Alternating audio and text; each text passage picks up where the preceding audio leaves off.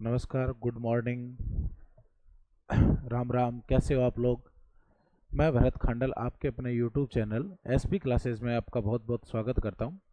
आज हम SSC GD की जो मैथ की सीरीज चल रही थी previous year question paper solution की, उसमें आज आप अपना 5वां पेपर सॉल्यूशन देखेंगे। तो बिना किसी देरी के शुरू करते हैं इसको। अपना पहला सवाल है, 25 क्रमागत प्राकृत संख्याओं में अंतिम 13 संख्याओं का औसत 39 है। अंतिम 13 संख्याओं का औसत 39 है। सभी 25 संख्याओं का औसत कितना होगा? अपने पास कितनी संख्याएं हैं भाई? 25। और इनका क्रमागत संख्याओं का औसत कितना है? आ जाओ। 25 संख्या, इन 25 संख्या अगर क्रमागत है, प्राकृत संख्या है, लगातार है, तो इसका मतलब यह है कि औसत बीच वाली संख्या होगी। तो 25 जो क्रमागत संख्या है उनका जो औसत होगा वो 13वीं संख्या होगा। ठीक है। उसने कहा अंतिम 13 संख्याओं का, अंतिम 13 अगर यूं चलते आए ना अपन ऐसे, तो देखो क्या होगा। 13, 14, 15, 16, 17, 18, 19, 20, 21,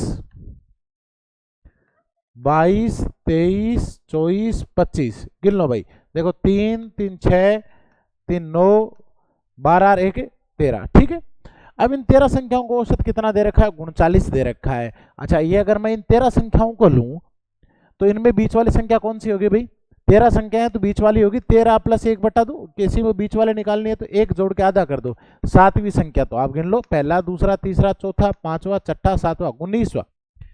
और इनका औसत कितना है? 39। अगर अंतिम 13 संख्याओं का औसत 39 है, अंतिम 13 में बीच में आती है 19वें नंबर वाली, तो इसका मतलब है 19वें नंबर वाली संख्या 39 है। ठीक है। तो ये सारी प्राकृत है, क्रमागत है। ये 38 हो गई, ये 37 हो गई, ये 36 हो गई, ये 35 हो गई, ये 34 हो गई और ये 33 हो गई। इसका मतलब यही तो अपने को पूछा है कि 25 सभी 25 संख्याओं का औसत क्या होगा, और 25 का औसत है 13, 13वीं संख्या क्या हो जाएगी? 33। ऑप्शन ए राइट है। ठीक है। नेक्स्ट,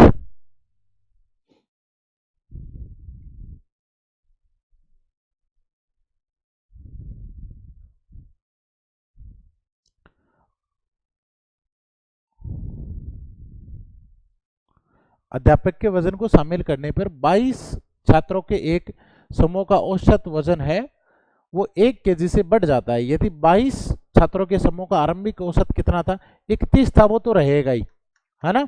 अब अगर किसी के व्यक्ति के आने से वृद्धि हुई है तो इसका फॉर्मूला क्या होता है? औसत प्लस कुल वृद्धि। कुल वृद्धि टोटल कितना इंक्रीज हुआ है? अच्छा, 22 छात्र थे पहले और एक अध्यापक हो गए, टोटल 23 हो गए। 23 लोगों का कितना बढ़ा है? 1-1 किलो वजन बढ़ा है, तो 23 किलो बढ़ गया। तो 31 प्लस 23, 31 प्लस 23 कितने हो गए भाई? 54। ऑप्शन ए राइट है इसमें भी।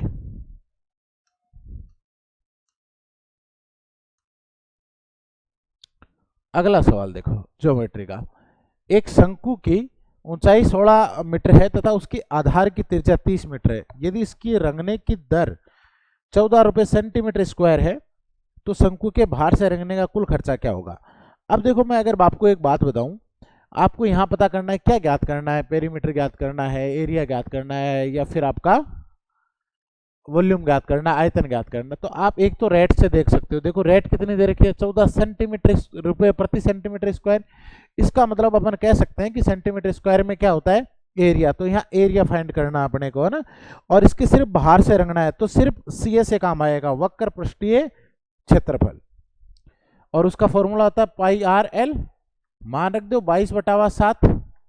अच्छा, ये आर तो दे रखी है, इसकी देखो कितनी दे रखी है? आधार की त्रिज्या 30 सेंटीमीटर और इसकी एच दे रखी है, पर एल नहीं दे रखी। ये तो ऊंचाई है, तिर्यक ऊंचाई नहीं है भाई, एल चाहिए। एल का फॉर्मूला होता है √r² प्लस h²। तो √16 का स्क्वायर प्लस 30 का स्क्वायर। 16 का स्क्वायर होता है 256 प्लस 900, टोटल हो गए 1156। 1156 किसका होता है? 34 का। मान रख दो। पाई आर एल का मतलब है 22/7 इंटू 30 इंटू 34। अब अपने को देखो यही तो ज्ञात करना है।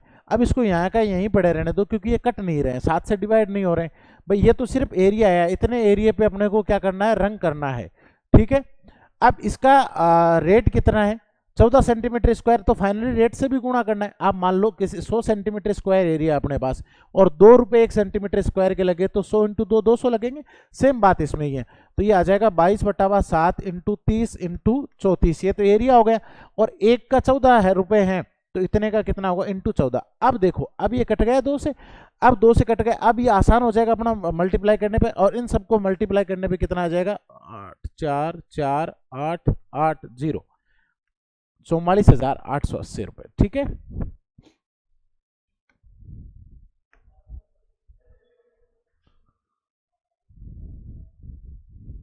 नेक्स्ट सवाल पढ़ते हैं। राजेश 25 किलोमीटर प्रति घंटा की यात्रा से अपने दफ्तर जाता है, 20 किलोमीटर प्रति घंटा के रफ्तार से अपने घर वापस आता है, कुल 9 घंटे लेता है, तो उसके घर और दफ्तर के बीच की दूरी ज्ञात करो। देखो, एक व्यक्ति है, वो जा रहा है, वो किस चाल से जा रहा है 25 किलोमीटर प्रति घंटा की रफ्तार से, और आ रहा है 20 किलोमीटर प्रति घंटा की रफ्तार से। तो इसकी एवरेज स्पीड ज्ञात करेंगे। एवरेज स्पीड का फॉर्मूला क्या होता है भाई, 2xy बट्टे x प्लस वाई। तो 2x को मान लो आप 25 और इंटू 20, एक को x मान लो और एक को y मान लो, और 20 और 25 हो गए 45, 5 से कितनी बार 9 बार, तो ये आगे 40/9, इतनी उसकी एवरेज स्पीड है।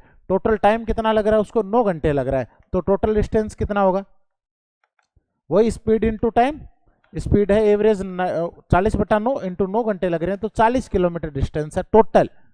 टोटल का मतलब है आना और जाना, ठीक है, और दूरी बराबर है, तो इसका मतलब आने जाने में टोटल 40 किलोमीटर है, तो सिर्फ जाने जाने की पूछे तो कितनी होगी 20, डिस्टेंस 20 है, 20 जा रहा है 20 आ रहा है। कुछ कैलकुलेशन मिस्टेक की है क्या बनने। 25 किलोमीटर प्रति घंटा की रफ्तार से अपने दफ्तर जाता है और 20 किलोमीटर प्रति घंटा की रफ्तार से दफ्तर से वापस आता है। ये हमने, अच्छा ये काम में लिया यहाँ पे, देखो 5 से 5 बार, 5 से 9 बार, ये 5 भूल गए अपने, 5 इंटू 20 100, 100 इंटू 2 200, 200/9, मतलब टोटल डिस्टेंस 200 किलोमीटर है। तो आधा कितना हो जाएगा भाई 200/2 यानी 100 kilometre. Option A right.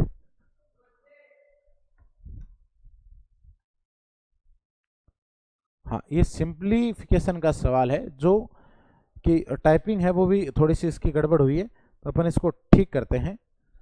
60,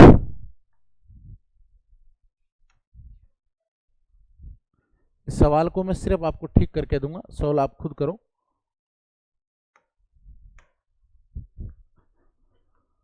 60 divided by 16 into 2 minus 76 divided by 5 of 19, of का मतलब का होता है -15 डिवाइडेड बाई 8 इंटू 21 -25 -3 और डिवाइडेड बाई 53। ठीक है, मैंने आपको सवाल ठीक करके दे दिया, और इसका आप सॉल्यूशन निकाल लेना। मैं आपको शॉर्ट में उत्तर बता देता हूं। इसके उत्तर आएंगे 3 सही 7/10, 3 सही 7/10।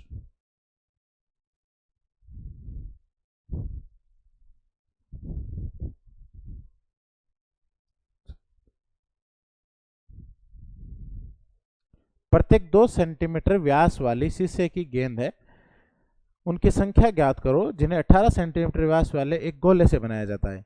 एक 18 सेंटीमीटर व्यास वाला गोला है, उससे 2 सेंटीमीटर व्यास वाली अपने को क्या बनानी है, गोलियां। तो अब देखो, सबसे पहले अगर 3D का मामला हो, इसमें संख्या ज्ञात करनी है, तो अपने को क्या करना है, बड़ी आकृति का आयतन बटा छोटी आकृति का आयतन।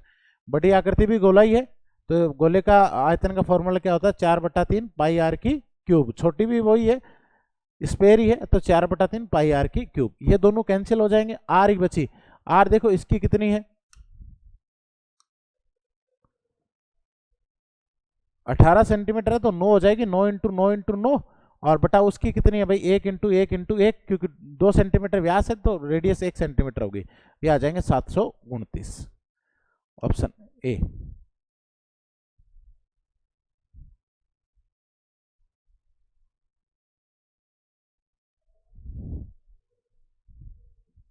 अच्छा, नीचे दिए गए एक बार चार्ट में 7 विभिन्न कलर की मिठाइयाँ S1 to S7 और चीनी की मात्रा मिठाई के कुल प्रतिशत के रूप में है। सवाल यह है कि मिठाई S4 का कुल वजन 150 किलोग्राम है। S4 ये रहा अपने, इसका 150 ग्राम है, तो मिठाई में S4 में चीनी की मात्रा कितनी है? चीनी की मात्रा 18% है, तो 150 किलोग्राम का 18% निकाल लो। 50 से कितनी बार? 3 बार। 50 से 2 बार, 2 से 9 बार, 27 किलो।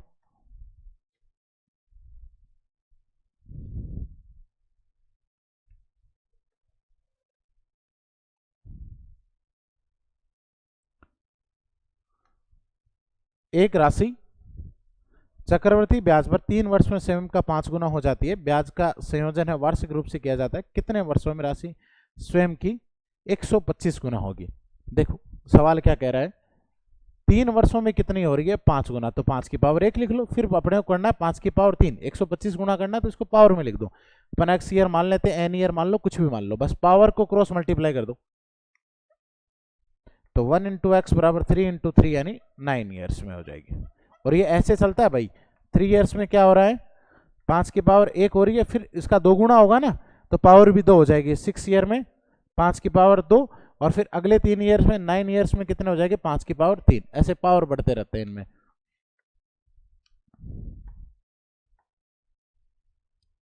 यदि रमन अपने सामान्य चाल की 30%, अच्छा इसमें करेक्शन है, 30% कम चाल से यात्रा करे तो वह 15 मिनट देरी से पहुंचता है।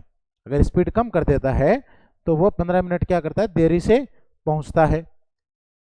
तो सामान्य समय कितना? और ऑप्शन सारे मिनट में है, तो ये भी एक फायदा। तो अगर मान लेते हैं पहले उसकी चाल 100 थी, तो नई चाल कितनी हो जाएगी? 70। 30% कम, 30% कम, करेक्शन है भाई, है ना? 30% 70, तो ये लो। यानी अब देखो ये है चाल का अनुपात, स्पीड का रेशियो है। अगर टाइम का रेशियो निकालना है तो ठीक इसके रेसिप्रोकल उल्टा होता है, 7 और 10। यानी पहले 7 मिनट में पहुंच रहा था, तो अब 10, तो टोटल कितने मिनट की देरी हुई? 3 मिनट की अपने हिसाब से। तो अपने हिसाब से 3 मिनट की, लेकिन सवाल में दे रखा है कि वो 15 मिनट लेट पहुंच रहा है, तो 3 बराबर है 15, तो 1 बराबर आ जाएगा 5। पूछा गया है सामान्य समय कितना लगता? 7 मिनट लग रहे थे, तो 7 इंटू 5 बोले तो 35 मिनट। Option D right.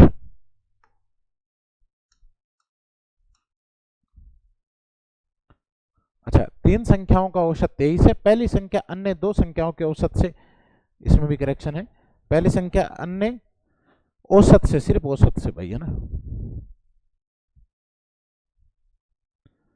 पहली संख्या, ये सब काट दो, औसत से 5 कम है। 3 संख्याएं a प्लस बी प्लस सी बराबर, तो कितना हो जाएगा? 23 इंटू 3 यानी कितने आएंगे भाई? 69। पहली संख्या है वो तो क्या है? औसत से 5 कम। 23 से 5 कम कितने हो गए भाई? 18। और तीसरी संख्या, ये भी काट दो, औसत से 13 अधिक है। तीसरी संख्या औसत से 13 अधिक है, तो 23 प्लस 13 36। पहली और तीसरी संख्या के बीच का अंतर ज्ञात करो, तो 36 माइनस 18 बराबर आ जाएंगे 18। ऑप्शन आपका सी कर दो। पृथ्वी के पास नाशपति व आड़ू का अनुपात है 10-13 है। देखो 3 लोग हैं, इनके पास रेशियो अलग अलग है, 10-13 है। फिर सेलिन के पास 7-9 है। फिर विक्रम के पास 5 और 7 है। पूछा है कि सबसे ज्यादा अनुपात किसके पास है? सबसे ज्यादा के लिए पहले इन रेशियो का डिफरेंस ले लो, 3-2-2। वैसे सबसे कम डिफरेंस जो होता है ना, वो रेशियो सबसे बड़ा होता है, पर बात यह है कि इन दोनों का ही इक्वल आ रहा है। अच्छा, एक चीज तो हो गई, इसका डिफरेंस ज्यादा है, तो ये तो सबसे कम वाली बात है, तो इसको ये तो हट ही गया सबसे कम वाला। तो अब इन दोनों में देखना है, तो आप क्या कर लो? योग कर लो। देखो 7 और 16, 7 और 9 16, 7 और 5 12। योग में क्या होता है? योग जिसका ज्यादा होता है वो रेशियो बड़ा होता है, 7:9 वाला। और 7:9 किसके पास है? सेलिन के पास, है ना? तो रेशियो में हम क्या ध्यान रखेंगे? रेशियो में जिसका अंतर कम है तो उसकी वैल्यू क्या होगी? ज्यादा होगी। और योग के मामले में योग जिसका ज्यादा होगा उसकी वैल्यू भी ज्यादा होगी। क्वेश्चन नंबर 12 पढ़ो भाई सारे। 3 संख्या x y z, इनका औसत, करेक्शन है भाई, एक्स वाई जेड, इनका औसत है 54, तो टोटल हो जाएगा 54 इंटू 3 166, नहीं 162, 162 एक्स वाई और जेड, नहीं केवल औसत से, एक्स औसत से 10 अधिक है तो औसत 54 था तो ये 64 हो गई, वाई औसत से 12 अधिक है, औसत से 12 अधिक है तो औसत है 54, 54 प्लस 12 जोड़ दो आप, कितने हो गए 66 है। एक्स और जेड के बीच का अंतर ज्ञात करना, एक्स तो 64 है, जेड ज्ञात करना पड़ेगा, जेड के लिए इन दो टोटल में से इन दोनों को घटा दो तो ये आ जाएगा इन दोनों का टोटल 64 और 66 कितने हो गए 130, 130 कम कर दो 32, तो जेड आ गया 32, पूछा क्या एक्स और जेड का अंतर तो आ जाएगा 32, इसका आ जाएगा 32। यदि एक वर्ग के विकर्ण की लंबाई, डायगोनल की लंबाई 10 अंडर रूट 2 है तो वर्ग का क्षेत्रफल, क्षेत्रफल का फॉर्मूला होता है विकर्ण का स्क्वायर बटावा 2, डायगोनल स्क्वायर बटावा 2, तो 10 under root 2 into 10 under root 2 upon 2, ये 2 से तो अंडर रूट 2 और अंडर रूट 2 गुणा होकर 2 हो जाएंगे तो आ जाएगा 10 इंटू 10 100 बचेगा, 100 centimetre square, 100 centimetre square.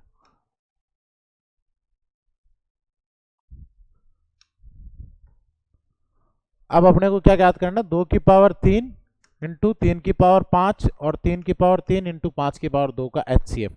HCF के लिए सबसे पहले तो इन दोनों में कॉमन देखो तो कॉमन 3 ही है और उसमें कॉमन का भी सबसे छोटा पावर लेना है, सबसे छोटा पावर 3 है, 3 की पावर 3 इसका एचसीएफ होगा।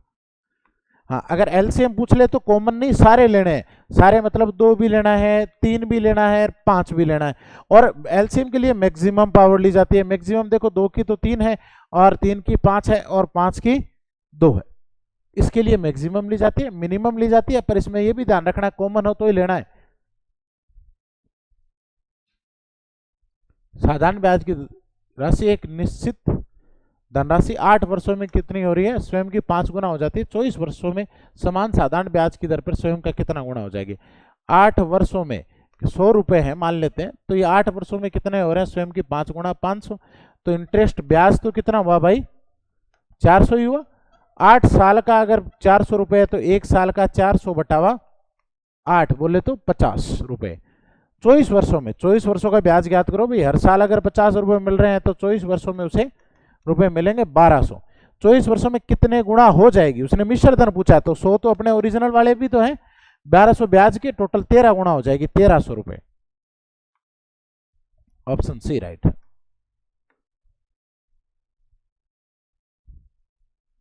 एक ट्रक ने अपने निर्धारित एक ट्रक ने अपने निर्धारित समय से 30 मिनट पहले चलना शुरू किया, 270 किलोमीटर की उसने डिस्टेंस तय की, गंतव्य स्थान तक पहुंचने के लिए उसने अपनी चाल 6 किलोमीटर प्रति घंटा की रफ्तार से कम कर दी। ट्रक की सामान्य चाल अपने को फाइंड करनी है। देखो टोटल डिस्टेंस है वो है 270, एक बार तो चाल उसने कम की है तो टाइम ज्यादा लग गया, एक बार 270 है उसमें चाल अपन एक्स मान लेते हैं, एक्स की चाल से चल रहा है, एक्स की स्पीड से चल रहा है, तो एक बार उसने 6 कम कर रही है और एक बार नॉर्मल चाल से चलता। अच्छा वो 30 मिनट पहले निकला है, 30 मिनट पहले निकला तो जल्दी पहुंचता, लेकिन उसको जल्दी नहीं पहुंचना था, उसको फिक्स 10 बजे का टाइम दिया तो 10 बजे पहुंचना था, क्योंकि वो पहले निकल चुका है, अपने चलने वाले समय से पहले चल चुका है, इसलिए उसने स्पीड कम कर दी, स्पीड कम कर दी तो टाइम ज्यादा लगेगा, तो इन दोनों टाइम का जो डिफरेंस है वो 30 मिनट होना चाहिए, उसने 30 मिनट कवर किए, 30 को कन्वर्ट कर लो मिनट को घंटे में, क्योंकि सारी बातें घंटे में हो रही है, तो ये आ जाएगा 1/2।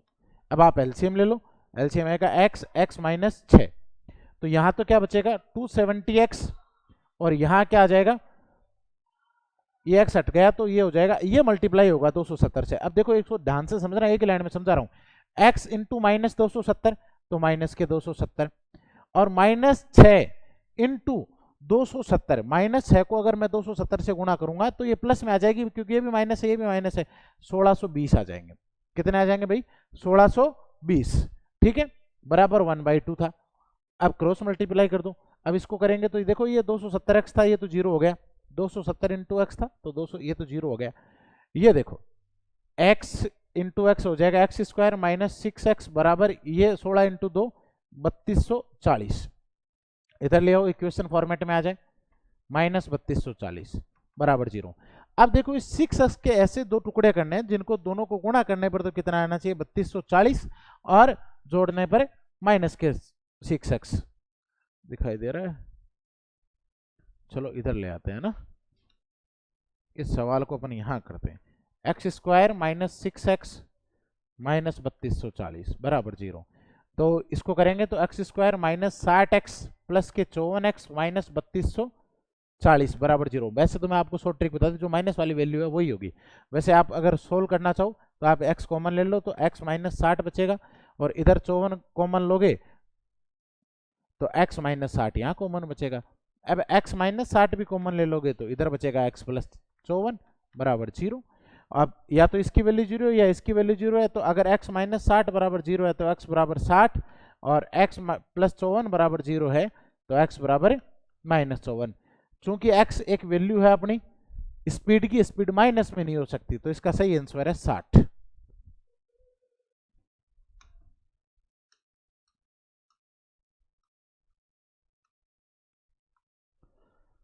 अंकित एक वस्तु को 10% की हानि पर बेचता है, उसे 30% कम में खरीदता और इसे 26 रुपए कम में बेचता, तो उसे 10% का लाभ होता। वस्तु का क्रय मूल्य ज्ञात करो। सीपी फाइंड करना अपने को। देखो सबसे पहले मान लेते हैं उसका सीपी है वो 100 है, वो उसे 10% हानि पे बेचा। पहले उसने बेचा है 90 में, फिर अगली बार उसने खरीदा ही 30% कम में। 30% कम मतलब 70 में खरीदा है, और फिर कम में खरीद कर 26 रुपए कम में बेचता है। ये बाद में देखेंगे कितने रुपए कम, लेकिन 10% का प्रॉफिट हुआ है तो 70 का 10% कमाए यानी 7 रुपए कमाए। 7 रुपए कमाए तो 77 हो गए। देखो पहले 90 में बेचा था, अब 77, इसका मतलब कितने रुपए कम में बेचा है 13 रुपए कम में बेचा है। 13 रुपए कम में बेचा अपने हिसाब से 13, क्वेश्चन के हिसाब से 26 बता रहा है। 1 बराबर 2 है, सीपी 100 मानते हैं तो 100 बराबर 2 इंटू 100 200। ऑप्शन बी राइट है।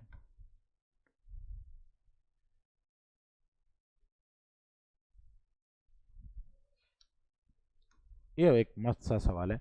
एक हीरे का मूल्य उसके वजन के वर्ग के अनुक्रमानुपाती है। हीरे का मूल्य 69660 है, तो ये दो टुकड़ों में टूट गया जिनका अनुपात है 4 और 5। हीरे के टुकड़े करने पर या टूटने पर होने वाली हानि ज्ञात करो। वजन की बात कर रहा है वो, 4 और 5 तो टोटल है 9। दोनों टुकड़ों का टोटल 9 हो गया। अब वो क्या कह रहा है भैया कि भैया इनका जो रेट है, प्राइस है, वो इनके स्क्वायर के बराबर है। स्क्वायर हो जाएगा इसका 16 और इसका 25, और 9 का स्क्वायर करेंगे तो आना चाहिए 81।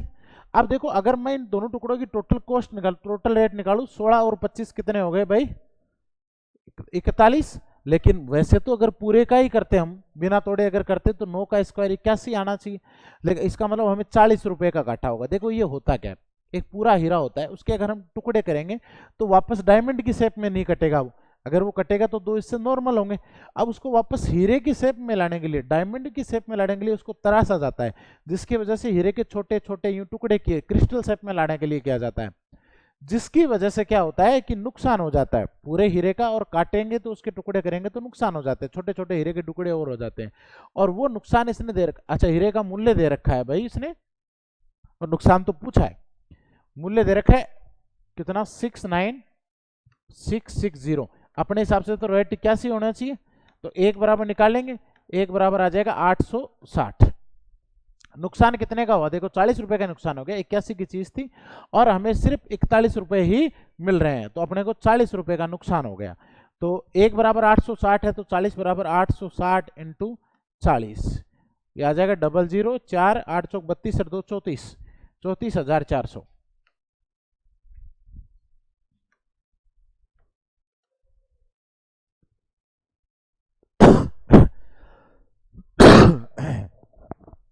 अगला सवाल देखो, सॉरी, ए बी सी एक काम को 14/3 में पूरा कर सकते हैं।